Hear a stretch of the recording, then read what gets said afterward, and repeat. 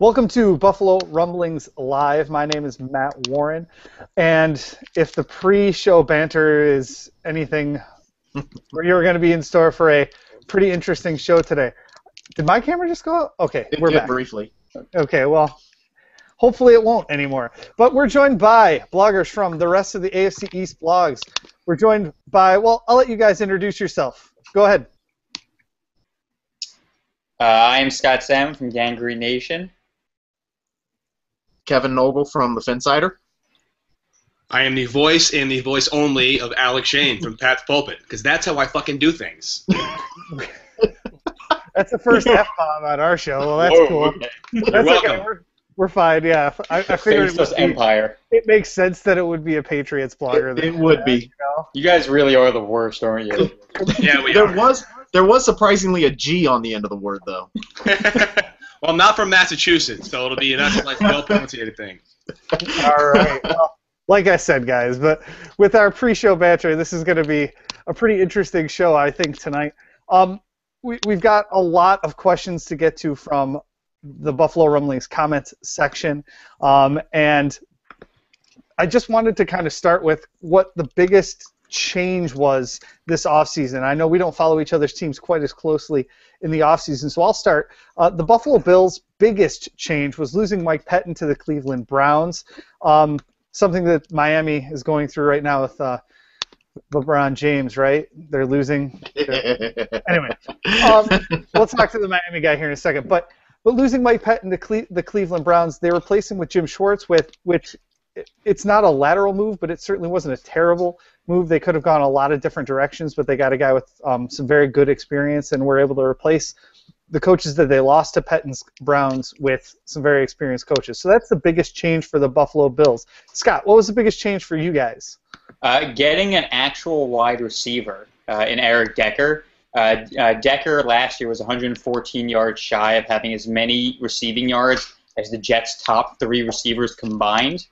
So you could say it's a pretty big upgrade to finally have someone that can actually, catch a ball.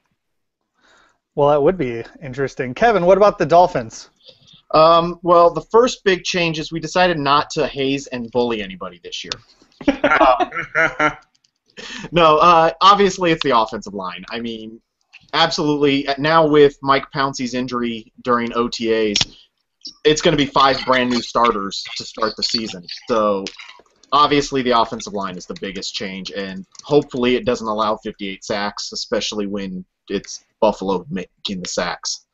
Oh, that Mario Williams sack is just anyway. Mario Williams had a nice little season against the Dolphins this year.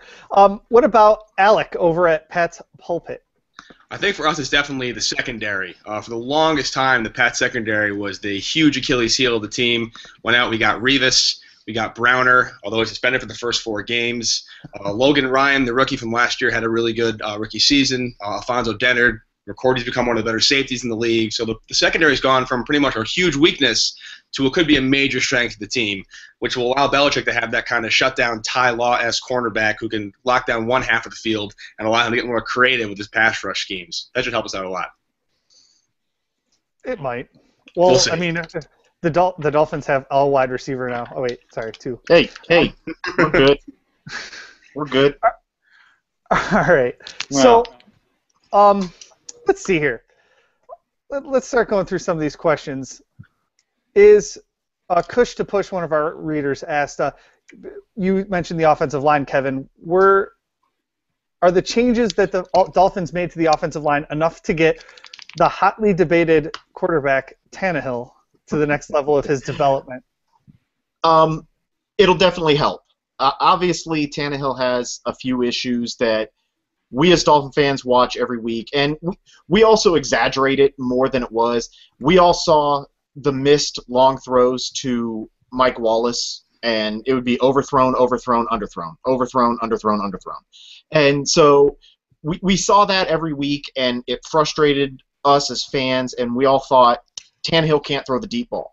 But when you actually step back and look at Tannehill as a whole, he actually throws an okay deep ball. He's not the greatest, but he throws a decent one.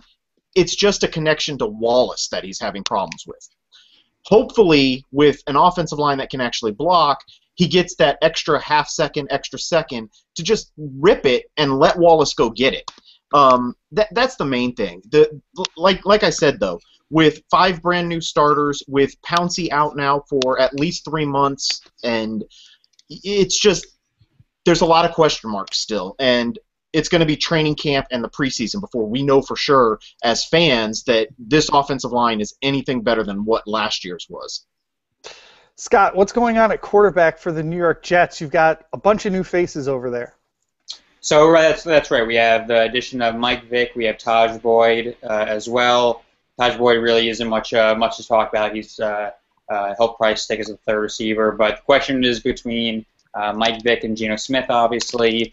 There are two camps, obviously, with that, and it's a pretty big gap. We've been actually going back and forth the past few days on Kangaroo Nation about this, and no one's really sure. It seems like the team is leaning towards Geno Smith. It looks like if it's close at all, they'll go with Geno, just because he's the guy with the upside. Vic, we've seen what he can do, and he's pretty much reached his peak at this point. So it looks like the team will most likely go with Geno Smith, barring a complete and total collapse in the preseason. I just want to say, whenever his camera cuts out, that is the greatest picture ever, Scott. That's great. It may be your daughter. It looks like she's wearing a Bills shirt, though. I'm just throwing that out there. Alec, what's going on with Tom Brady? Didn't have the greatest elite Hall of Fame top quarterback in the country type season last year. What's going on with him? He didn't, and every year for the past 4 years, there's always Brady's window is closing, Brady's in decline. How much longer can Brady throw the ball? Honestly, I don't really care if he has elite record-setting numbers. I don't care if he's throwing 10 touchdowns a game. I care that he's winning football games, and that's what he's doing. He's doing it with a lot less talent than he has in the past. This past year especially, they were just ruined all over the line. And the defensive line and the receivers, Gronkowski went down. Most of their receivers were rookies. Their number one receiver was a converted quarterback from a very small school, and he still managed to put together 12 wins. And so as long as he is still winning football games, I will let other quarterbacks have the elite numbers and the stats, because the winners are what matter to me. Since I've asked everyone about their quarterbacks, I'll talk about E.J. Manuel for a second for our AFC East viewers. Wait. I thought Thad was your quarterback. Is that only against the Dolphins? He did go get 2 wins against the Dolphins, but he went 0-3 against the rest of the schedule. Yeah, Thad Lewis had a pretty nice season against the Miami Dolphins this year. Being from South Florida, I'm sure that he pretty much liked that a lot. But yeah, so did we. What? We also enjoyed watching him beat the crap out of the Dolphins. Well, yeah, it was just fun. But E.J. Manuel, let's go back to E.J. Manuel. Michael Thomas's interception in the end zone took care of the Patriots, so I'm happy. Man, we got to keep these two apart. I should just mute them. No, I won't. But E.J. Manuel, going back to last year's preseason, was hurt for a lot of the training camp. Started week 1 against the Patriots, which whatever that happened. It wasn't terrible, and you could say a lot about a lot of his season last year. It wasn't terrible. Hopefully he can stay healthy this offseason like he did at Florida State. Hopefully he can stay healthy going into training camp and into the preseason and into the season and get his full year, because the Bills didn't bring in anybody behind him. They put all of their eggs in the E.J. Manuel basket.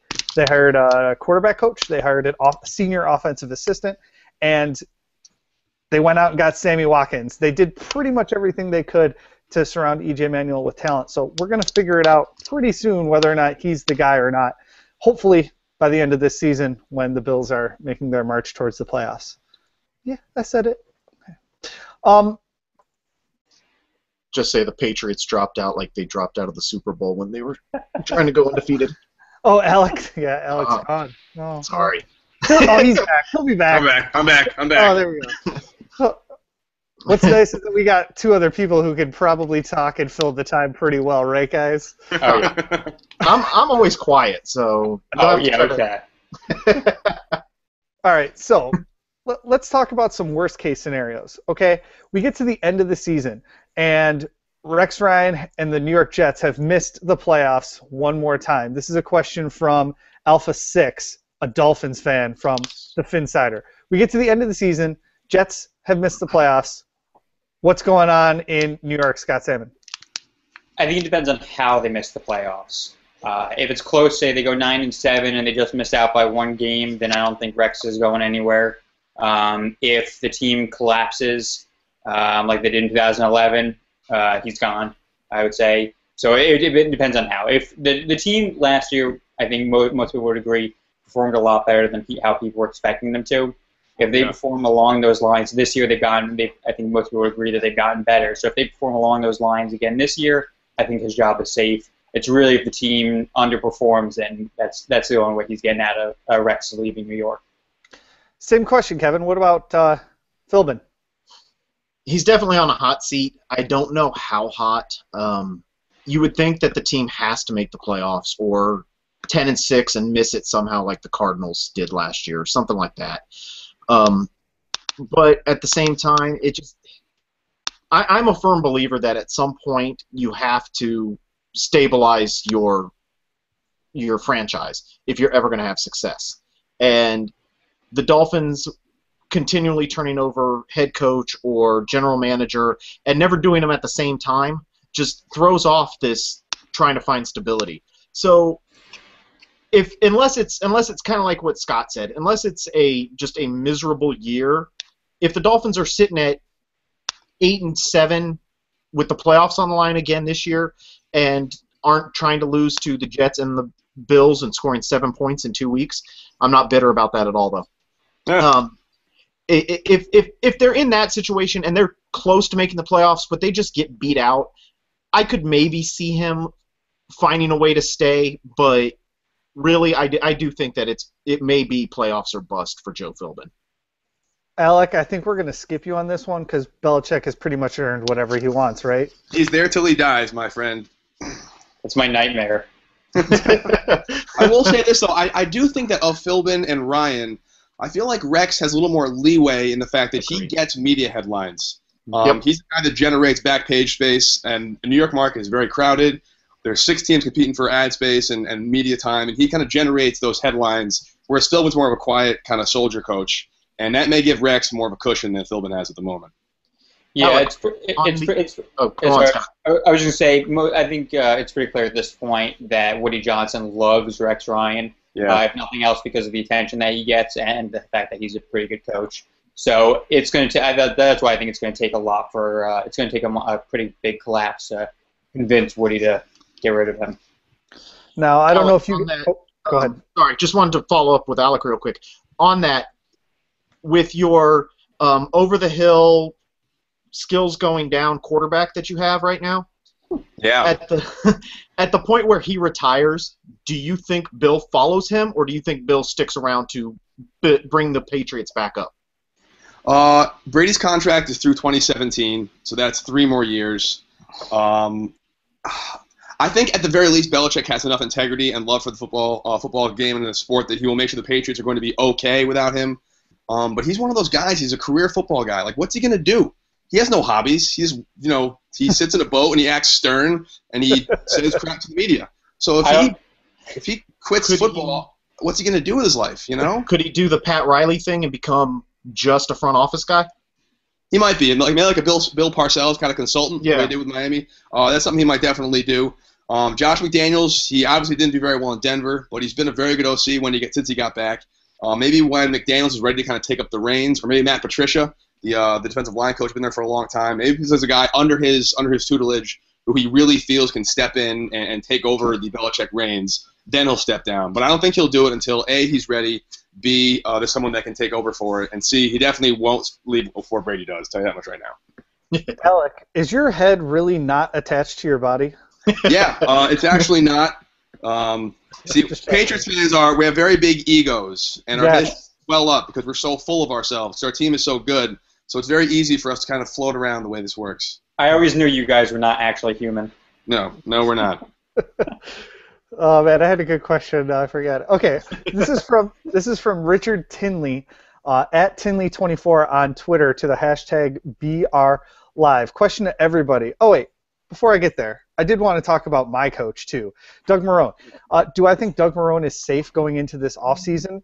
Probably, with the caveat that we don't really know what's going to happen with the ownership change and staff turnover. I think that if he wants to stay, he'll probably be able to stay through this coming offseason and into next season. If somehow a new owner comes in this summer still, before the ownership meetings in October, and is in place by January 1st and really, really, really wants to clean house for whatever reason, I think it could happen, even if the Bills do make a nice little run. But I think Marone's probably safe at least through the end of this year and then next offseason. It's just an opinion. I don't really know because I don't know what's going on with the ownership situation. So it's the biggest question mark in the league right now, whether people want to admit it or not. So going back to that Tinley24 question on Twitter, outside of Tom Brady, which player would you take from any of your division rivals to improve your team? Let's start with Kevin.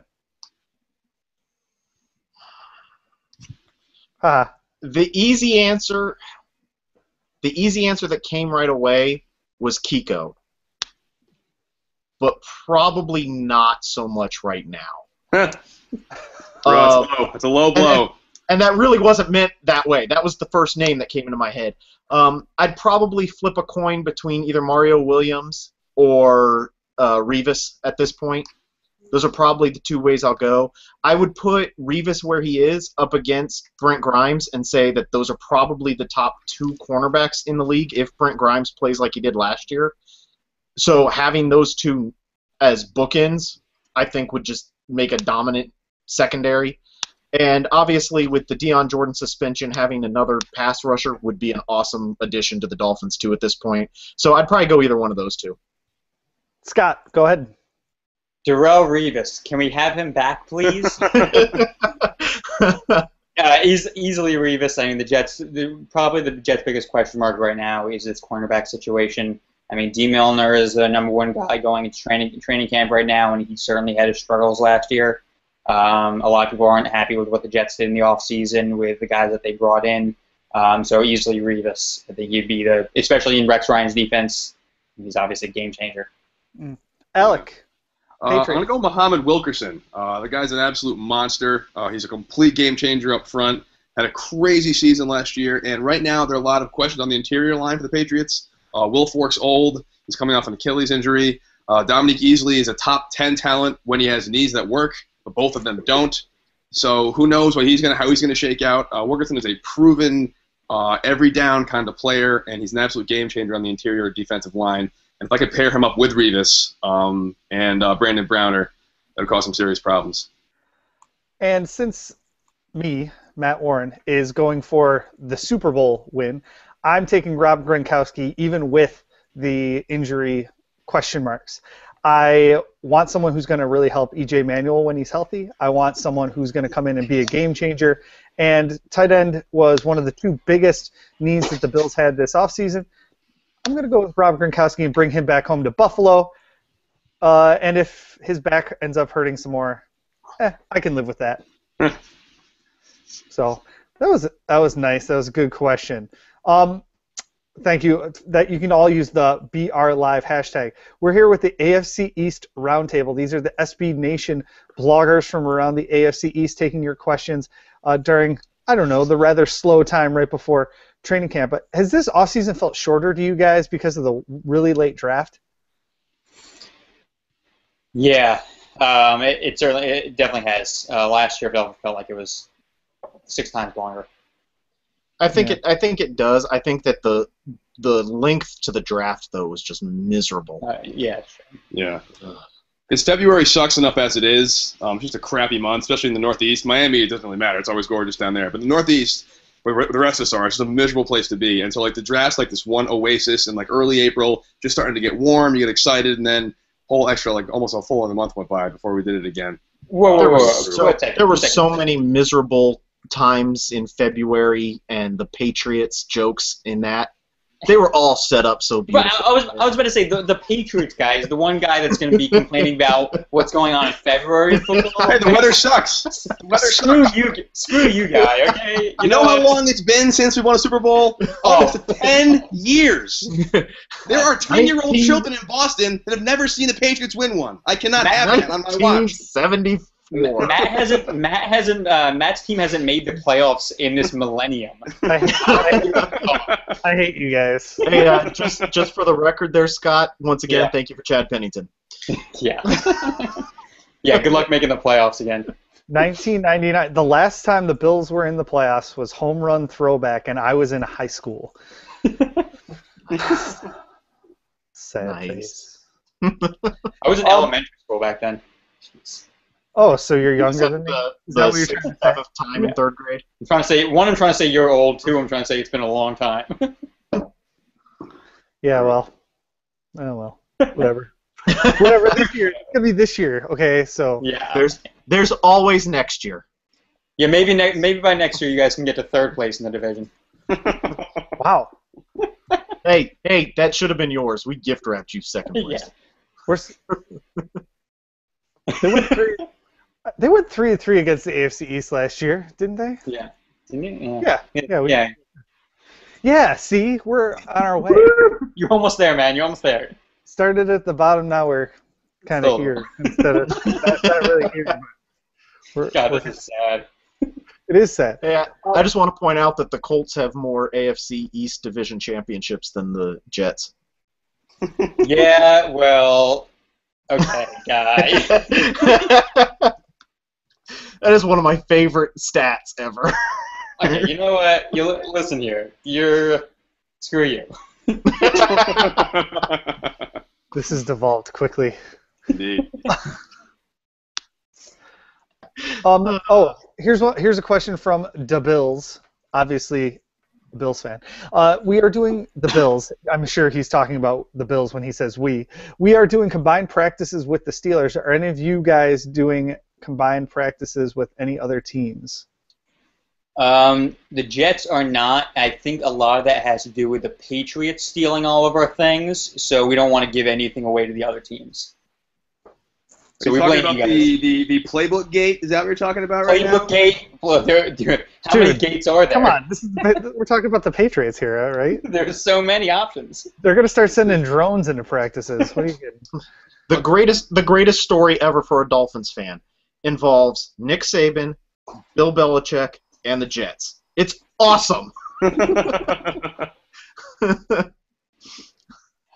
Pats are doing joint with the Eagles. They play Eagles week 2, I believe, and they're doing joint practice with them this year. They do it almost every year. They did it with the Buccaneers the last year and the year before that. They always kind of tend to do it. It increases competition.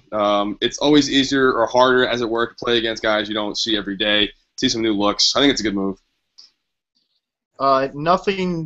Nothing known yet, but we also haven't seen a training camp schedule yet for the Dolphins. I don't know why they haven't put it out yet. Wow. So we're still waiting to see that. It might be that they're trying to set something like that up. There was talk early, like a few weeks ago. I say early, reference to what? A few weeks ago there was talk that maybe with the Bucs in week 2 of the preseason, could set something up there. It's something that they used to do years ago, always with the Bucs or with the Falcons, and we played both of those teams this year, so potentially it's there, but like I said, we haven't seen the training camp schedule yet, so I don't know. The Bills, just for the record, start training camp in 9 days. Nine nights from tonight, they start training camp because they're a week before all you guys for the Hall of Fame game. Oh, yeah. So, yes. Training camp is right around the corner for us. Awesome. All right, Dan Lavoie is one of our contributors at Buffalo Rumblings, and he has questions for each of you, mainly about the draft because he's a draft nerd. So, Scott, how seriously do you buy into the notion of Taj Boyd becoming a potential franchise quarterback if Geno fails to take the next step and Rex gets antsy for a new option? I don't buy that idea at all. I think Boyd is lucky he was drafted. I don't think the team looks at anything as more than just barely above practice squad. I don't think he's really a consideration at this point. I think right now it's either Geno or Vic, and barring injury, I can't imagine him seeing a regular season game. Okay. Yeah, he says, I think it's laughable that anyone considers Boyd a potential franchise quarterback. So there you have it. Yeah. But, if anyone's going to do it, Rex Ryan, I'll go with him. No. Yeah, the offensive guru, Rex Ryan. Patriots question. Alec, how has the rookie class looked in OTAs and minicamp so far? There are a lot of question marks around guys like Easley, Jimmy Garoppolo, and Brian Stork, Cameron Fleming. Are they good enough to break into starting roles in the offensive line? So lots of questions, but really he wants answers. What do you got? Yeah. Well, Easley only really just set foot on the field for the first time the last day of training camp. His contract took a while to sign, and plus they're easing him back in off of his 8 million surgeries. So there's really no report there on him. Brian Stork, I think, is a good guy to have on the rotation. The offensive line's pretty deep. We lost Dante Scarnecchia this year as our O-line coach. That's actually a huge blow. He could take anybody and make them serviceable. So depth's more important than ever this year, and he's kind of a good plug-and-play kind of player. I don't think he sees a lot of time in his rookie year, but he will be able to, in a pinch, step in anywhere and get in there. But maybe like in sophomore, junior season, he should be a staple of that line next to Solder. And Mankins is getting any younger either, so we're going to have to find a replacement for Mankins at guard. Cameron Fleming, I think, on the same way. He's a Stanford guy. He's smart, obviously, but I don't think he's going to see a whole lot of action this year. He might be a practice squad stash. He's a fourth-rounder, so if we can sneak him off through waivers, I can see him doing the practice squad. The big stand-up for me, honestly, has been Jimmy Garoppolo. I think he's done a really good job on the backup duties. He's really assumed the leadership role. He's throwing the ball well. He's making the rookie mistakes, but as a whole, he's really been a solid contributor in training camp, and I'm looking forward to see that backup quarterback battle. It's actually one of the I'm looking forward to the most is the backup quarterback battle. I know it's a good problem to have, especially when you guys talking about how that's what I was going to bring up. Yeah. Hashtag personal problems. Yeah, Patriots' first world problems is with a backup quarterback battle, but he's doing a really good job. Well, that's good. Yeah. I'm glad great for you guys. Look forward to the backup quarterback. Jeff Toole, man. Toole time. Anyway. So the Dolphins, Kevin, the Dolphins question was about Philbin getting fired. I know you're probably shocked. So we're going to skip down to a different question for the Dolphins. This one's from Kiko for Prez. What Is he week coming do to you Miami? No. What week do you think Philbin will be fired? No, we're going to skip that one. Do you think the early losses of Pouncey and Jordan dramatically affect aspects of your base offense and defense? To go back real quick before we do that, an hour ago the Dolphins released their training camp schedule. Oh, there you go. Well, so now that I just said that they haven't released it, they released it. You're behind the times, man. Shouldn't it already be posted on the Phinsider? It should be. Black. I didn't get the email from it though, so I'm gonna have to wonder what happened with the press releases here. Mm. Pouncey will hurt more. Pouncey is obviously the field general of that offensive line. He's the guy that's been here for more than a day at this point. And he's a Pro Bowler. He's as talented as his brother, even though everybody thinks of Marquise first, even though he's younger. But he's he will definitely be a impact, and hopefully it is only 3 months. They've said it could be as many as 6. Hopefully it is only 3. If just so you all know, he tore the labrum in his hip and had to have surgery to fix it. It happened during OTAs. There was a lot of Dolphins fans who went crazy on why did he wait this long to have the surgery? Because he waited this long to get injured. So that was a part of the frustration with Pouncey going down was how late it looked. But it was a OTA injury, and he tried to work through the rest of OTAs and through minicamp to get there. The Deion Jordan one, it hurts because he was supposed to be that pass rush specialist. It doesn't hurt in terms of, oh no, where the Dolphins going to generate pressure. Because on one side, Cam Wake is still over there, perennial All-Pro or perennial Pro Bowler. He's somebody who can get after a quarterback anytime he wants. And Olivier Vernon showed last year that he can get after a quarterback, and he racked up double-digit sacks because of it. So the starting defensive line looks solid still. But, yeah, having Jordan out for those first 4 weeks is going to hurt. I know somebody else in the comments scrolling through asked, what's it going to be like when he comes back deflated after PED suspension? First off, we officially don't know what he tested positive for. He says stimulants, which everybody, and the rumor is all that it was Adderall, like everybody else seems to take. But who knows at this point? I don't think that even if he loses some of the muscle mass he put on, because he came to camp between 15 and 20 pounds heavier than he was as a senior, even if he loses some of that muscle mass, it's not going to hurt his pass rush because that wasn't what his weakness was. His weakness was stopping the run. So if the Dolphins get him back and he's a little bit less than what he was, he'll be able to still get after quarterbacks. He just may not be able to fill in on running downs. Okay. And then we have a Bills question from Kiko for Prez, too.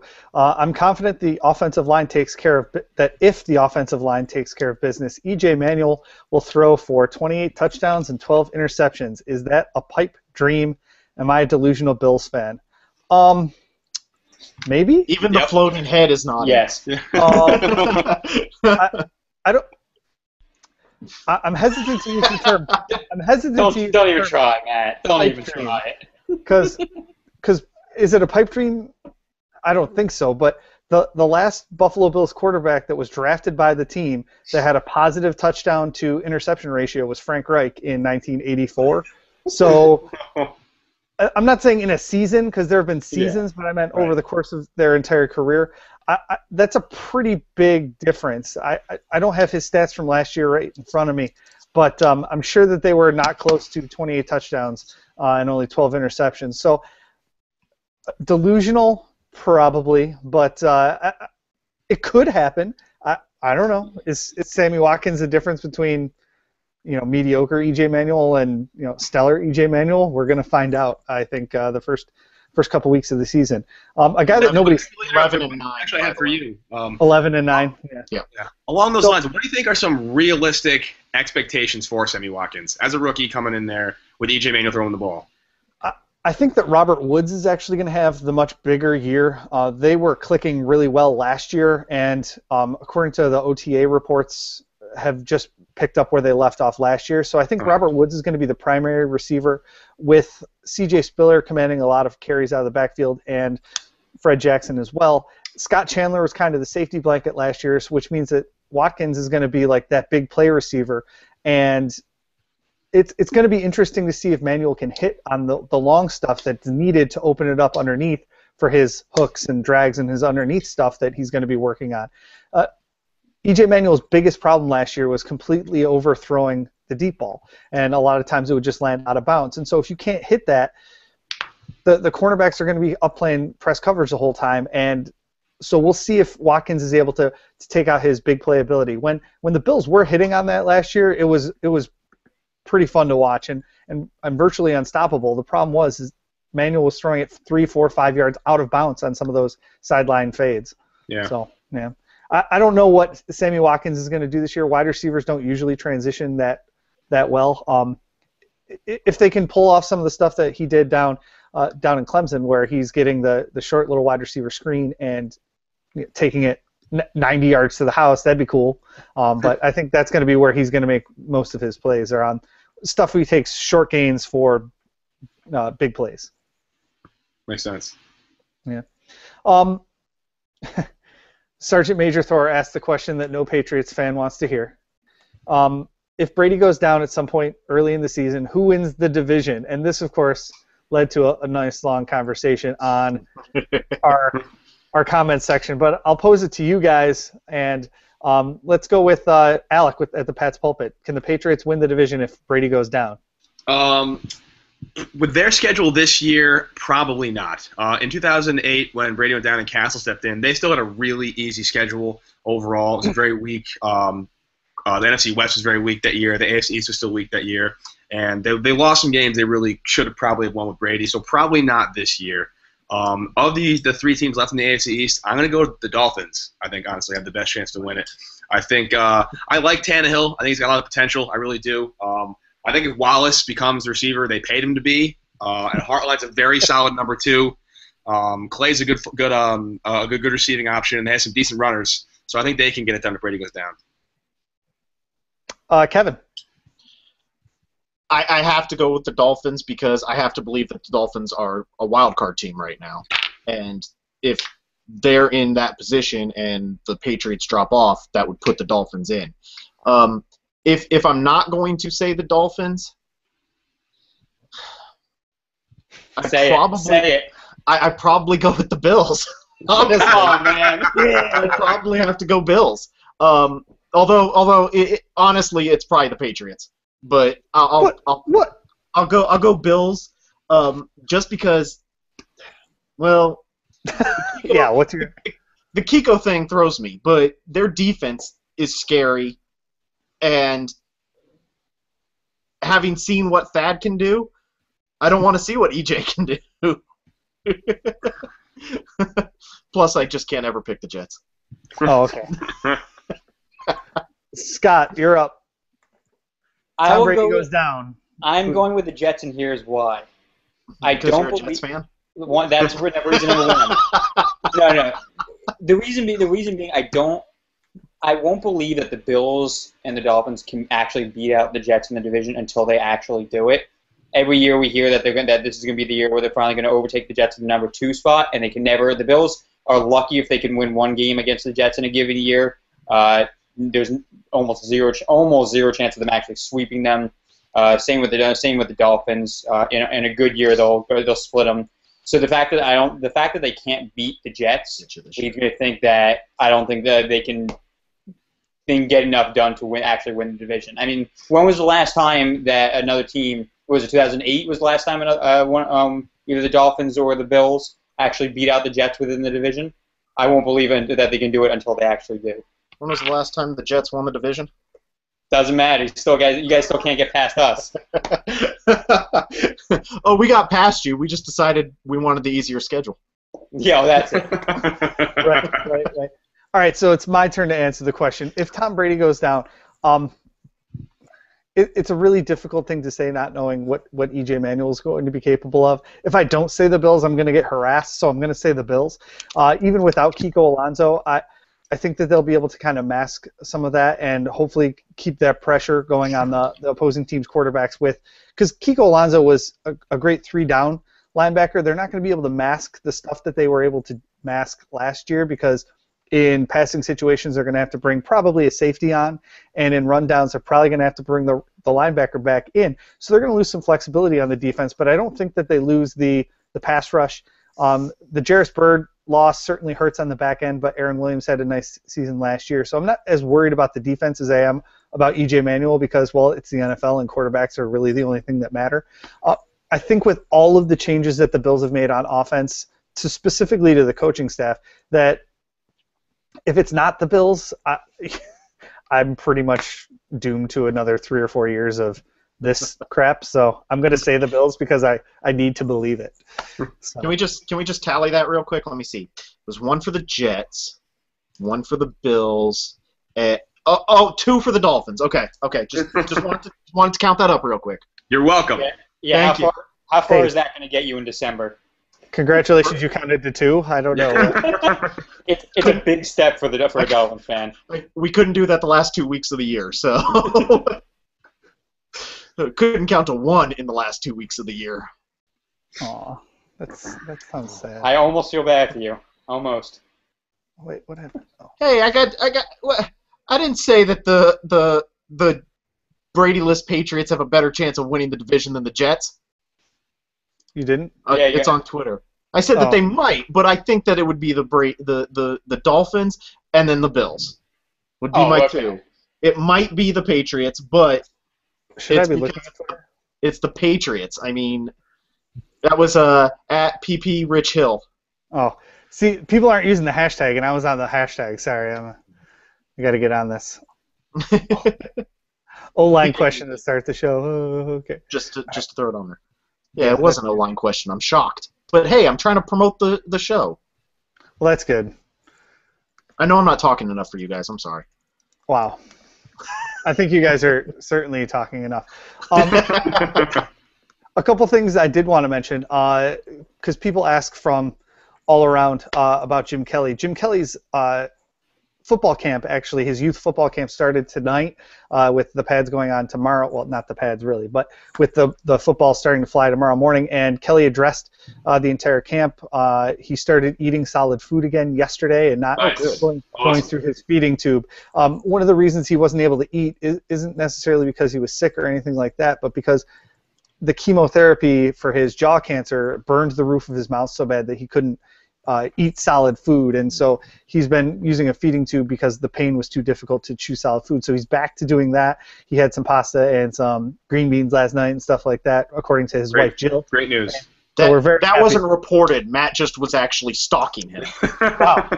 Well, Jill Kelly has been very forthcoming with Jim's entire process, and lots of stuff being shared both by Jill and their daughter, their oldest daughter, Erin, on Instagram, Twitter, and Facebook. So we've had lots of updates, and it's been very nice to see him kind of getting stronger since his chemotherapy.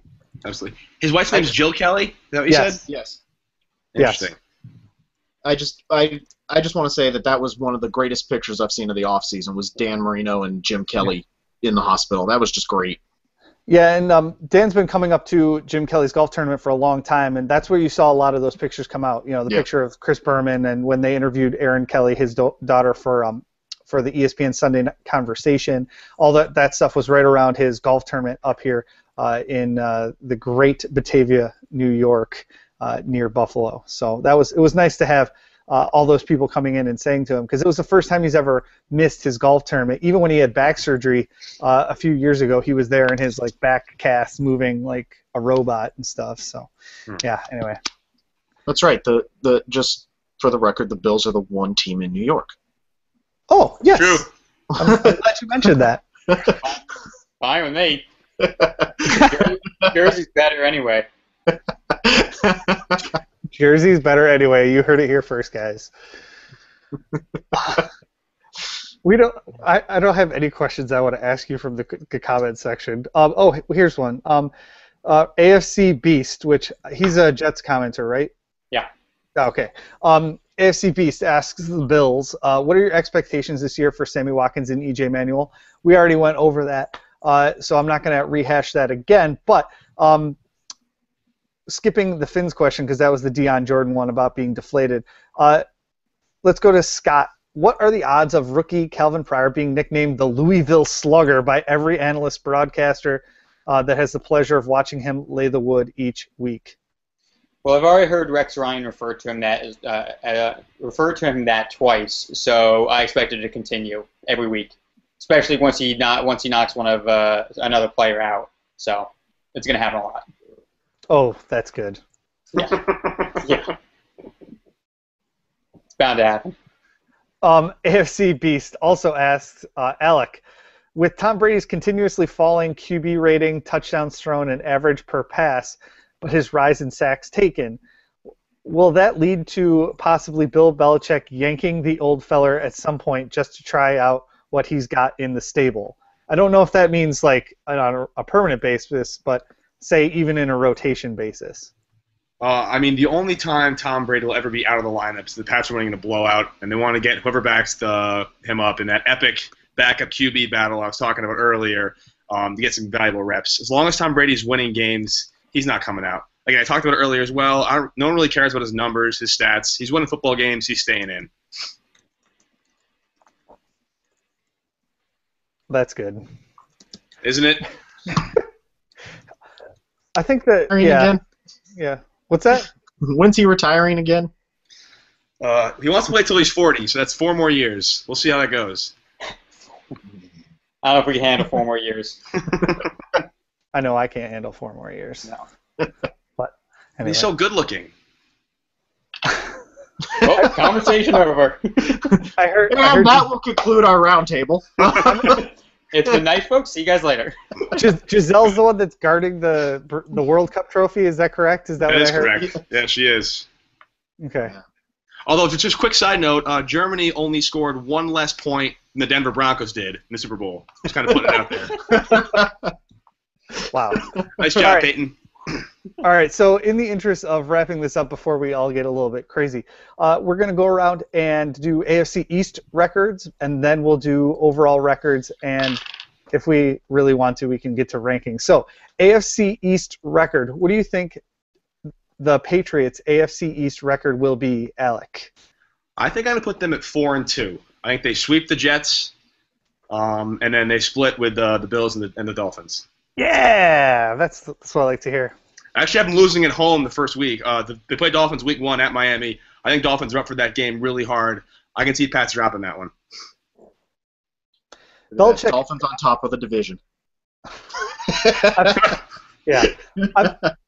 I've noticed in the past the Bills have lost to the Patriots by just a couple points in those first meetings, but then always like a lot more in the second meeting. So that's I understand where you're coming from with that. Kevin, what's the Dolphins' record in the AFC East this year?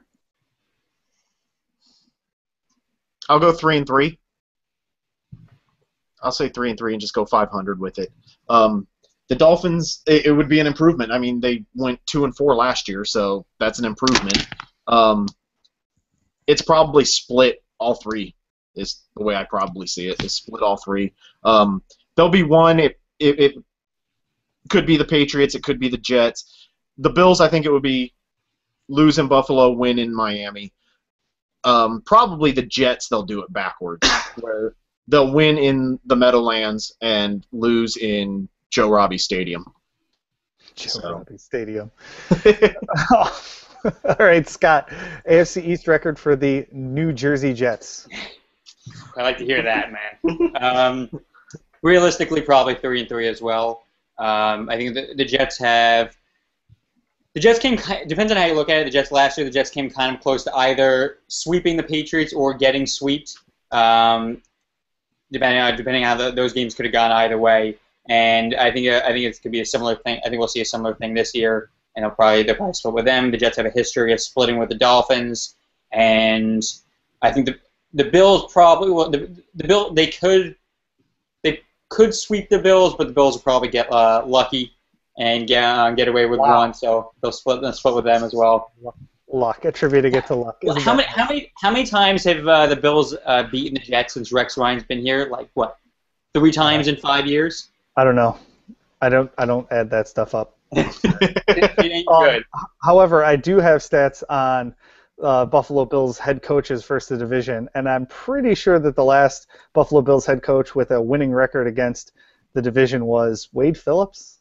Oh, Don't quote me on that, but I'm pretty sure that that's right. We worked that out during the season last year. So with that in mind, Doug Marrone went 3-3 last year. I'm going to go 3-3 again this year, and I'm not going to say that that's optimistic, but it all depends on which Bills offense shows up in a given week, just like it has for so long. They just can't be consistent enough to give them anything more than 3-3. They could show up and have a great game against the Patriots or have a lousy game against, I don't know, the Chicago Bears, whatever.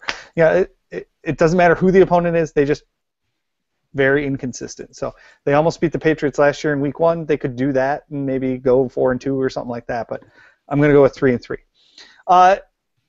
Going to the overall record, let's go back to Alec. Patriots overall record for the 2014 season. Right now, I'm going to peg them at 12-4. I can see them losing to Miami Week 1. They have to travel to Kansas City on Monday night. Week 4, that's going to be an electric environment, tough place to win. Chiefs are a good team. Again, I'm going to have them split with the Bills again. I think that's Week 6, I believe, at Buffalo. And they have to also go to Indianapolis for a Sunday night game in Week 11, I believe. So those are my four losses I have. There's also Green Bay at Green Bay, Week 13. There's also 1 week every year the Patriots just play really lousy and drop a game they really shouldn't.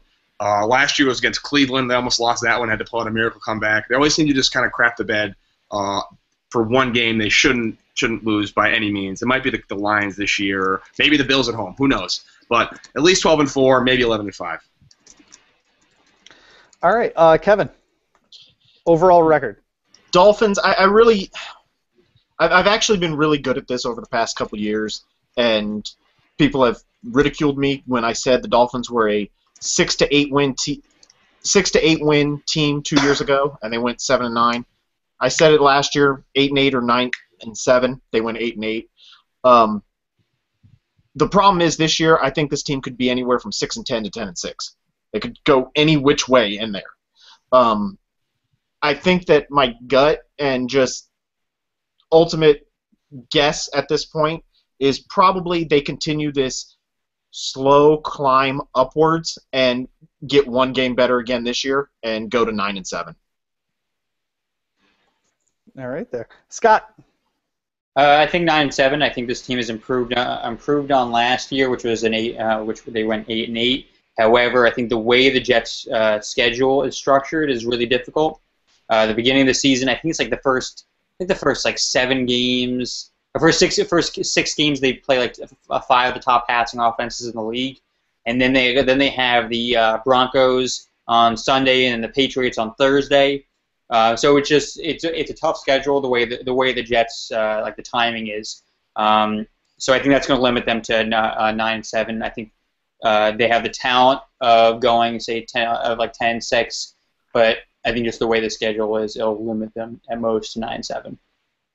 Yeah, all of the schedules in the AFC East are pretty tough this year, playing a couple tough other divisions, and then of course each other, which is always a little bit of a crapshoot. I think the Bills are going to end up probably somewhere in the 7-9, 8-8 range. That would be an improvement, and it'll get the Browns the pick they traded to the Browns low enough where I think most Bills fans will be okay with it if Sammy Watkins has a decent rookie season. But it's hard to say that the Bills are going to do any better than that, but they certainly could. And then last but not least, let's rank the AFC East. This should be fun. Alec, what's your 4? Fourth place, Buffalo Bills, probably around 7-9. I think that's pretty realistic. Third place, I'm having the Jets, also at 7-9 with a tiebreaker over the Bills. Fins, I think 9-7 is pretty reasonable. And then Pats 12-4, number 1. Kevin. I'll put the Patriots at 11-5, Dolphins at 9-7. Coin toss here, and it may come down to the tiebreakers. Probably go